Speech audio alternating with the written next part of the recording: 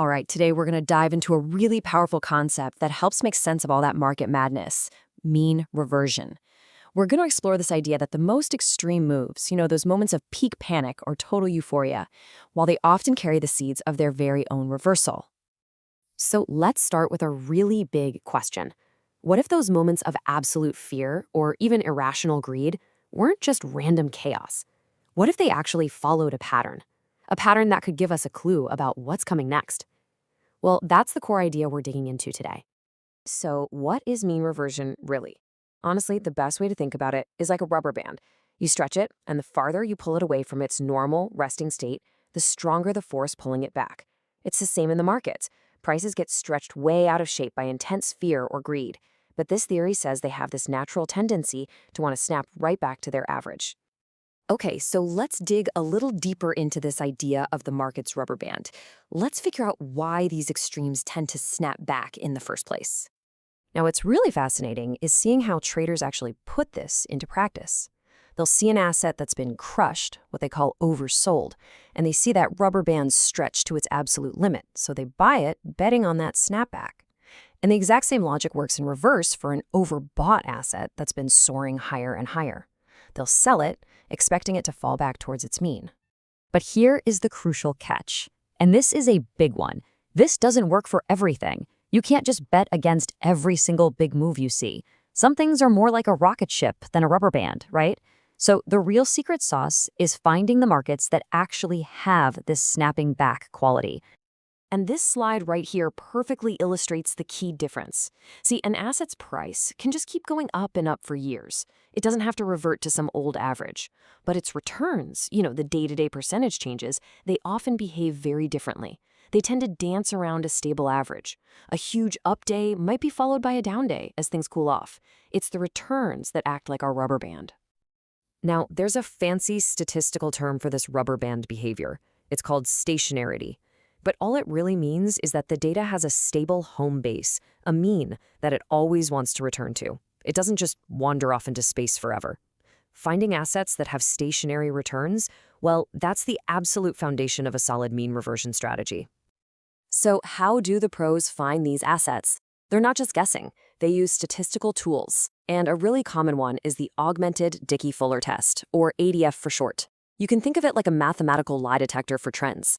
It helps figure out if a price series is likely to come back home to its mean or if it's just going to keep wandering off on its own. So once you've found a market that tends to revert, how in the world do you know when that rubber band is stretched to its breaking point? Well, this is where the pros open up a whole toolbox for measuring that stretch. You might see a number that looks something like this. And when you do, it's signaling a really, really extreme statistical move. Let's break down exactly what that means. This is called a z-score, and it's a brilliant way to measure just how unusual a price move really is. Think of one standard deviation as the normal amount of daily price wiggle. Well, a move of 2 standard deviations, or a z-score of 2, is something that should only happen about 5% of the time. It's basically the market screaming, hey, this is not normal.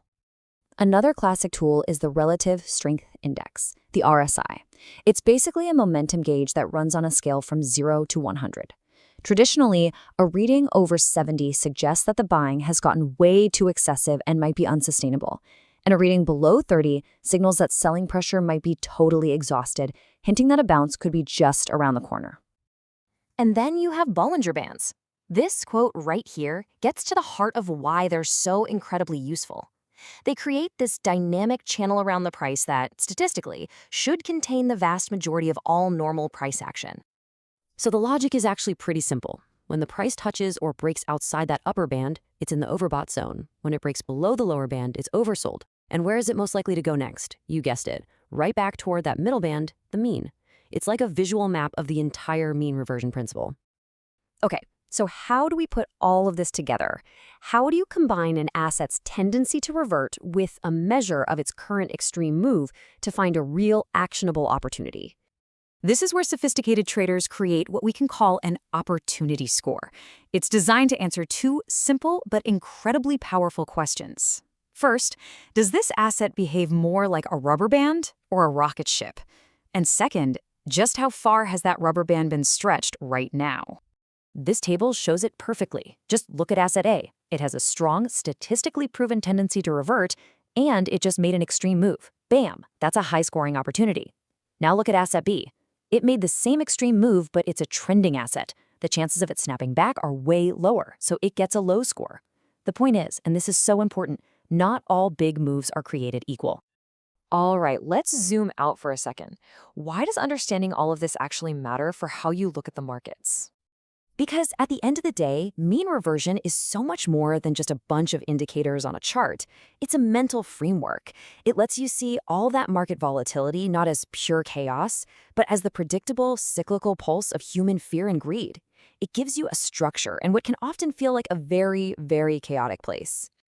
So let's just quickly recap the big takeaways here. First, remember that extremes are usually temporary. Second, not all assets revert. Finding that statistical property of stationarity is absolutely key. Third, use your toolbox, tools like the Z-score or RSI to actually put a number on how extreme a move is. And finally, the best opportunities happen when you combine a strong tendency to revert with a truly massive price move. And that's the thought I really want to leave you with.